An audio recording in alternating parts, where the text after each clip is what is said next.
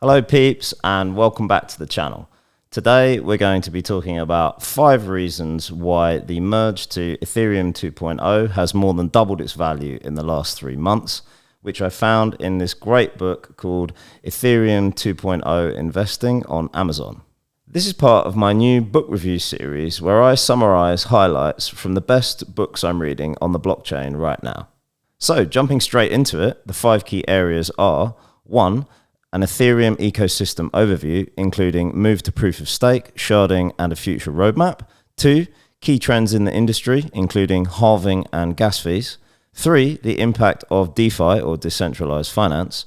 4. The effect of Metaverse coins. And 5. The impact of the best NFT projects, all based on Ethereum. The first 3 chapters of the book provide a great overview of the Ethereum network for both the beginner and intermediate level, with 3 key insights. And the first is the move from proof of work to proof of stake. To recap, the proof of work mechanism is where mining computers compete to solve a complex algorithm using their processing power, and they get rewarded crypto to validate transactions on the blockchain.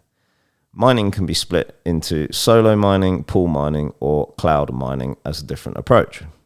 Alternatively, with the proof of stake mechanism, instead of miners, you have validator network participants who stake or lock in Ethereum coins into the network as a form of collateral for validating new transactions on the blockchain, where they receive more Ethereum as a reward the greater amount that they stake, or fines for poor performance or manipulation. The key takeaway is that proof of stake uses far less energy because staking coins uses far less energy than competing to prove work done through energy-intensive computer power. The process is also more secure as it's less prone to manipulation. The second key insight is sharding, and this means the move from the current approach of sequential processing of the transactions on the blockchain, which limits the throughput to around 12 to 15 transactions per second, to a new system where it is split into 64 shards and they can all be processed in parallel, and it is anticipated the transaction speed could increase to up to 100,000 transactions per second. This makes the whole system far more scalable and has wide-ranging impacts across the whole ecosystem. The third key insight looks at the future Ethereum roadmap and how this will boost institutional investment. The takeaway here is that these various efficiency improvements will make Ethereum far less environmentally impactful, which will tick the box for investors' ESG requirements. Section 2 looks at other key trends driving Ethereum's price, which include halving via the burning mechanism and gas fees. Firstly, the halving mechanism means that fees paid by users for validating transactions on the blockchain are sent to a specific blockchain address with no private keys to extract the ETH. Hence, the Ethereum is permanently lost. This generates scarcity over time, which raises the coin's price, making Ethereum a deflationary asset over time, not inflationary like traditional fiat. It also helps to avoid Ethereum miners from gaming the system with spam transactions. And the second trend is how Ethereum 2.0 will lower gas fees. Due to the sharding improvements and the move to proof of stake, this will make the whole system more scalable and less costly per transaction, which overall will reduce gas fees. This section also includes several useful tips on how to reduce your gas fees.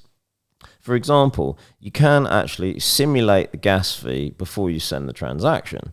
And a useful website for this is DeFi Saver. Also, you can use ETH Gas Now or etherscan.io to try to work this out.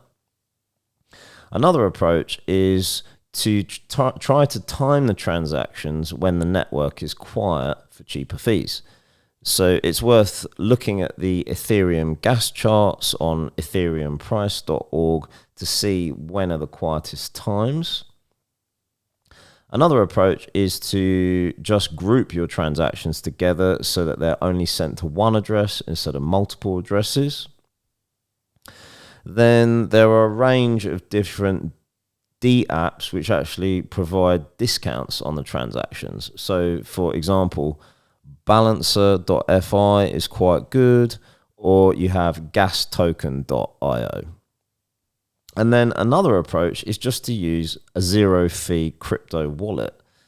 So for example, if you have an account with FTX, which I use quite a lot, the fees on here are extremely low to send transactions. Another alternative is Dapper as well, which the book recommends. The third section is shorter, but provides an excellent overview of the DeFi or decentralized finance apps. This is important to understand since they account for over 60% of the digital apps on the Ethereum network. And understanding this broader context will help to see the impact of how these further boost the overall ecosystem, which will translate to Ethereum values in future. Section 4 delves into why Ethereum is key for the Metaverse and provides a great summary of the current top 5 Metaverse Ethereum-based projects, including Axie Infinity, Decentraland, Sandbox, UFO Gaming, and Alien Worlds. The key takeaways here are, firstly, it's important to understand the link between the main level 1 Ethereum coin and the various level 2 digital apps and metaverse projects built on the Ethereum network. These coins' prices are correlated. Secondly, it's a good idea to understand the metaverse more generally, as it's widely predicted this will become an entire new industry similar to traditional social media like Facebook or Instagram. The last section of the book looks at the connection between Ethereum, the metaverse, and NFT assets. And the book provides a really good rundown of the top 10 NFT assets, including Lucky Block, Satoshi Runners, and the Metaverse. Two key insights here, and the first is that digital assets within each metaverse project are managed using non-fungible tokens, where the NFTs provide unique decentralized ownership for the user within that metaverse. For example, in Decentraland, clothing, property, and other virtual items are digital assets, each represented by an NFT. The NFT creates uniqueness through its digital signature, which subsequently creates scarcity, which then leads to value. Due to this uniqueness, users can purchase virtual land parcels bought with Mana, the Ethereum-based token for Decentraland. The second key insight here is that the wider Ethereum update will only accelerate and increase engagement and adoption of NFTs. That will lead to more growth in the overall ecosystem, attracting more developers, more projects, and lead to an overall growth in Ethereum. So before I conclude the video, if you've enjoyed the content, smash that like and subscribe button and let me know what you think of this new book review format. Love to hear some feedback.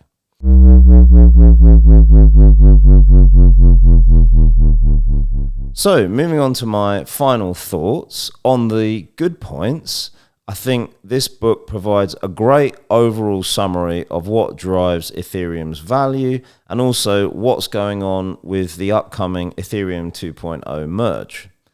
The book is also a nice short 2 to 4 hour read, depending on your level of existing knowledge. I also like the end of chapter key takeaway bullet points, which are very helpful. Also on Amazon, I think the book currently has 72 5-star reviews, so broadly positive. And also, if you have a Kindle and you have the Kindle Unlimited subscription, the book is free to read, which is also great. Lastly, I think the book has an easy reading style and is a great starting point to use as a launchpad into some of the subtopics like DeFi, the Metaverse, or some of the layer 2 coins. Not too much on the negatives, although I think the editing could have been better with the book, as content was spread across different chapters, which made reading feel a little repetitive at times. Also, the authors could have provided better referencing, so if you were interested in particular subtopics, you had the opportunity to explore that at your leisure. But taking everything into account, overall, I would rate this book an 8 out of 10. So that's it for me in this video. I hope you've enjoyed the content. If you're just getting into crypto investing, take care out there. It's pretty choppy in the markets right now, but I hope this was helpful, and I hope you can support the channel and subscribe and follow. Otherwise, I'll see you in the next one. Cheers.